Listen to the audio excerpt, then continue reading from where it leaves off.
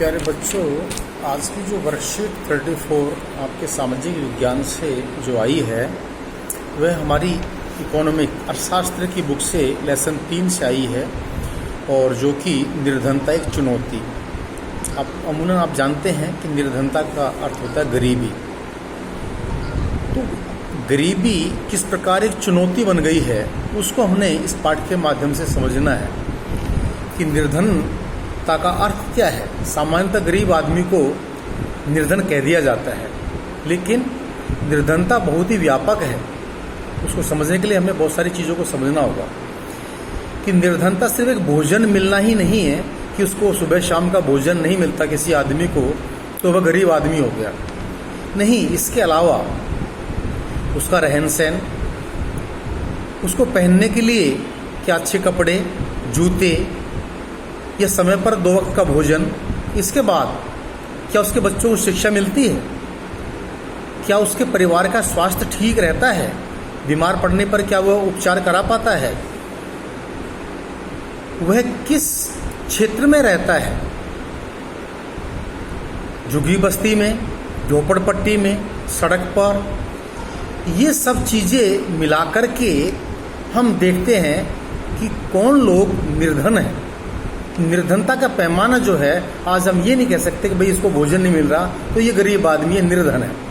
निर्धनता में आज शिक्षा है, स्वास्थ्य है, उसका लिविंग स्टैंडर्ड है उसकी आयु प्रत्याशा, कितने वर्ष तक। गरीब आदमी जल्दी मरता है क्योंकि उसको कुपोषण का शिकार होता है, भोजन नहीं मिलता है जो एक स्वस्थ शरीर को चाहिए। फिर गरीब आदमी मजदूरी करता है, ज़्यादा वर्क करता है तो उसको भोजन की आवश्यकता ज़्यादा होती है, लेकिन गरीबी के कारण उसको पर्याप्त भोजन नहीं मिलता है। तो ऐसे लोगों को हम निर्धन कहते हैं। अब सामाजिक अपवर्जन, आपने देखा होगा कि पैसे वाले जो लोग जो होते हैं, अच्छे जो लोग होते हैं समाज के, वो एक अच्छी सोसाइटी में रहते हैं, उनका लिविंग स्टैंडर्ड, रहने का जो स्तर होता है वो अच्छा होता है। लेकिन उस बस्ती में कोई गरीब रहता है, गरीबों का आपने देखा होगा मोहल्ला गांव से अलग होता है, बस्ती अलग होती है, कच्चे मकान होंगे, तो वो एक सामाजिक स्तर से क्यों कट गए? क्योंकि निर्धनता के कारण एक सामाजिक अपवर्जन बन जाता है। एक समाज के एक अच्छे व्यक्तियों से, समाज के अच्छे लोगों से उनका कटाव हो जाता है, अलग हो जाते हैं। ये सामाजिक अपवर्जन है। किसके कारण? निर्धनता के कारण। निर्धनता समाज में व्यक्ति को अलग कर देती है।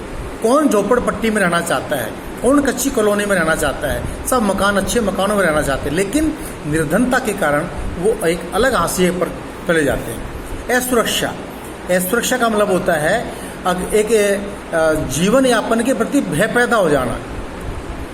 आप देखिए वर्तमान में कोविड-19 कोरोना चल रहा है, रोजगार चले गए, बेरोजगारी छा रही है, भूखमरी छा रही है।